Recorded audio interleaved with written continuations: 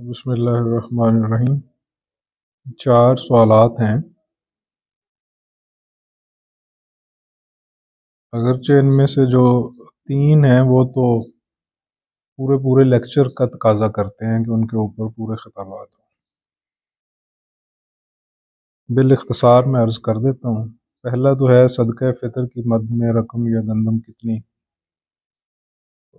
ہمارے فی زمانہ سکہ رائج الوقت جو ہے وہ 300 سے اوپر متعین کی ہے، 320۔ لیکن یہ بات ہمیشہ ذہن میں رکھیے کہ اللہ کے ساتھ اس طرح کی کیلکولیشن یا گنتیاں نہیں کرنی چاہیے۔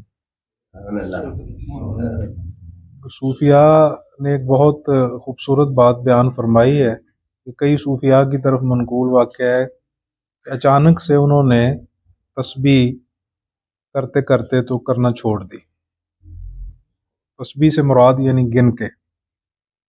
کسی شخص نے پوچھا کہ آپ نے کیوں تسبیح کرنا چھوڑ دی؟ تو انہوں نے فرمایا کہ میں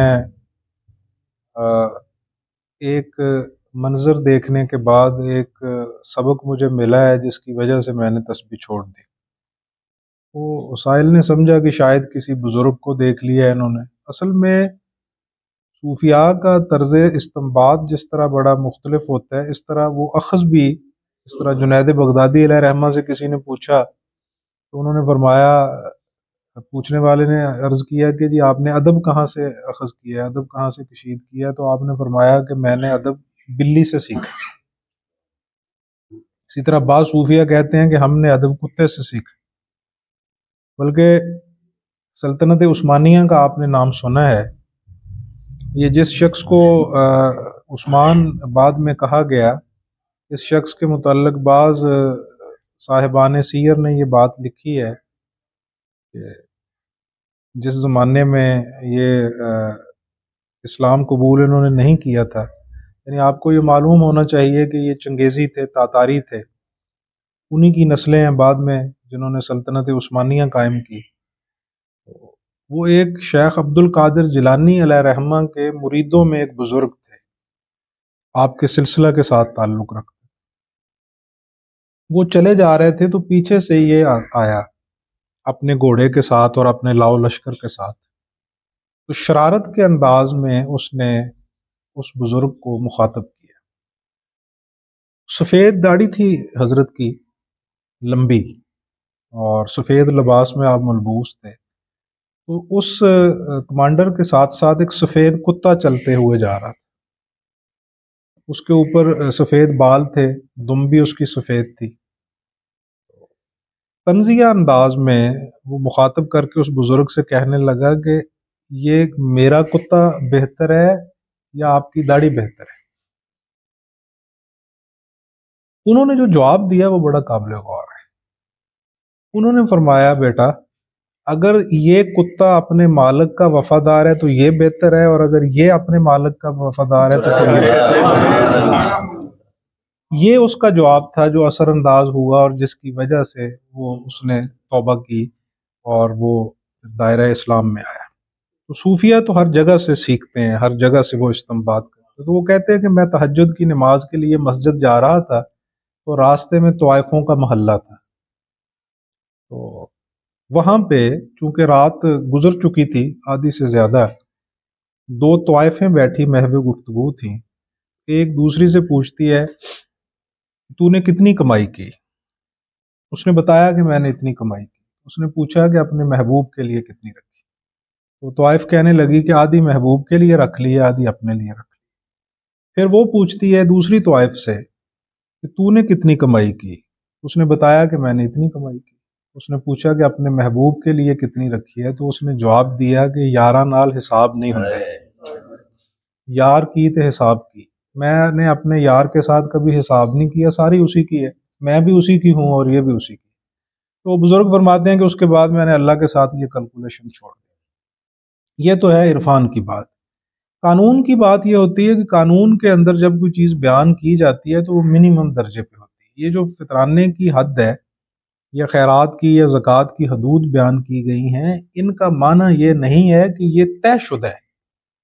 کم از کم یہ رکھی گئی ہیں کہ ایک شخص اگر صاحب ثروت ہے، اس کے پاس گندم ہے، اس کے پاس اناج ہے، اس کے پاس کھجور ہے، تو محققین نے، محدثین نے، فقہاء نے وہ جو نصاب طے کیا ہے احادیث اور قرآن کی تعلیم سے استنباط کرتے ہوئے، وہ اس تناظر میں کیا ہے کہ قانونی طور پہ یہ طے ہو جائے کہ اس بندے کے پاس اتنی ہے تو اس میں سے یہ اتنی زکوٰۃ دے دے۔ جس طرح کہ جنید بغدادی علیہ رحمہ کا اور حضرت ابوبکر شبلی کا مکالمہ ہے، جب وہ ابھی داخل طریق نہیں ہوئے تھے تو انہوں نے پوچھا، اپنے شیخ کی خدمت میں وہ حاضر ہوئے تو جنید بغدادی علیہ رحمہ نے فرمایا کہ زکوٰۃ کے بارے میں تم جانتے ہو؟ تو انہوں نے کہا جی میں جانتا ہوں کہ 100% جو ہوتی ہے اس میں سے 2.5% زکوٰۃ ہوتی ہے۔ تو آپ مسکرائے اور آپ نے فرمایا یہ تو عوام الناس کی زکوٰۃ، اخص الخواص کی زکوٰۃ کیا ہے وہ تم جانتے ہو؟ تو انہوں نے عرض کیا حضور وہ تو میں نہیں جانتا۔ انہوں نے فرمایا عوام الناس کی زکوٰۃ یہ ہے کہ زیادہ رکھتے ہیں، تھوڑا اس کی راہ میں خرچ کرتے ہیں، اور اخص الخواص کی زکوٰۃ یہ ہے کہ وہ زیادہ خیرات کرتے ہیں اور تھوڑا رکھتے ہیں۔ اور پھر آگے مسکرائے جنید بغدادی اور فرمایا کہ موحدین کی زکوٰۃ اس سے بھی اوپر ہے۔ موحد تو وہ ہوتا ہے جس کے اوپر زکوٰۃ ہی فرض نہیں ہوتی۔ ابو بکر شبلی نے حیرت و استعجاب کے عالم میں پوچھا کہ حضور اس پہ زکوٰۃ کیوں نہیں فرض ہوتی؟ تو انہوں نے فرمایا اس کے پاس مال و دولت ہی نہیں جمع ہوتا، مال و دولت جمع ہوگا تو زکوٰۃ فرض ہوگی، مال و دولت ہوتا ہی نہیں اس کے پاس، اس نے تو اپنا آپ ہی پیش کر دیا ہے اس کی راہ میں، وہ فنا کے مقام پہ ہے تو اس نے زکوٰۃ کس چیز کی دی؟ تو اس لیے یہ جو 320 روپے سکہ رائج الوقت بیان کیا ہے ہمارے مفتیان نے، یہ اس کی متعینہ منیمم مقدار ہے کہ جس کے پاس گنجائش ہے وہ اتنا تو دے، اس سے زیادہ جتنا بھی وہ کر سکتا ہے۔ اس لیے میرے خیال کے مطابق یہ جو کیلکولیشن اور اس طرح کی چالاکیاں ہمارے بعض علماء بتاتے ہیں عوام الناس کو، یہ اللہ کے ساتھ جو انسان کا تعلق ہے اس کے شایان نشان نہیں۔ انسان کو اس کی راہ میں خرچ کرتے ہوئے یہ نہیں دیکھنا چاہیے، لا اسراف فی الخیر لا خیر فی الاسراف، جس طرح عبداللہ ابن عباس رضی اللہ عنہما کا اثر ہے، وہ فرماتے ہیں کہ اسراف میں خیر نہیں ہے اور خیر میں اسراف نہیں ہے۔ مراد یہ ہے کہ جو خیر ہے اس میں اسراف نہیں، اس میں آپ جتنا بھی خرچ کر سکتے ہیں۔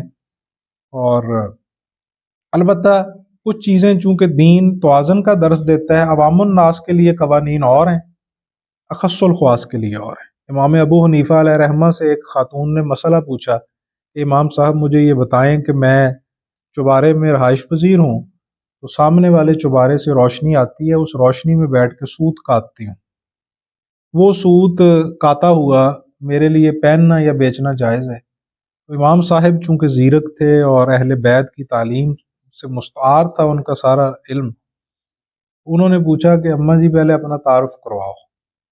اس خاتون نے فرمایا کہ میں بشر حافی کی بہن ہوں۔ بشر حافی بہت بڑے عالم، زاہد، صوفی، عارف۔ تو جب انہوں نے کہا کہ میں ان کی بہن ہوں تو امام صاحب نے کہا کہ مائی اگر کوئی اور عورت ہوتی تو اس کے لیے جائز تھا، آپ کے لیے جائز نہیں، کیونکہ آپ جس شخصیت صاحب تقوی شخصیت کی بہن ہے، وہاں کا تقوی کا تو یہ عالم ہے کہ علی المرتضیٰ کرم اللہ وجہ الکریم کے پاس قاضی صاحب آئے اور انہوں نے کہا کہ حضرت میں آپ سے کچھ ذاتی مسائل کے متعلق گفتگو کرنا چاہتا ہوں۔ آپ اس وقت دیا جلا کے امور مملکت طے کرنے میں مصروف تھے، کچھ لکھ رہے تھے، آپ نے دیا بجھا دیا۔ قاضی صاحب نے کہا کہ حضور دیا بجھا دیا، آپ نے فرمایا اس میں جو تیل جل رہا ہے وہ عوام الناس کے پیسے کا ہے، ہم ذاتی بات کرنے کے لیے عوام کے پیسے کا تیل نہیں استعمال کر سکتے، یہ ہے ان لوگوں کا تقوی جن کی بنیاد پہ ہم اسلام کی بات کرتے ہیں اور سیرت کے احیاء کی بات کرتے ہیں۔ اسی لیے تو صوفیہ فرماتے ہیں نا، جب یہ کہتے ہیں کہ جی نظام مصطفیٰ کا نفاذ، تو وہ فرماتے ہیں کہ نظام مصطفیٰ کا نفاذ بھی مصطفیٰ ہستی کر سکتی ہے۔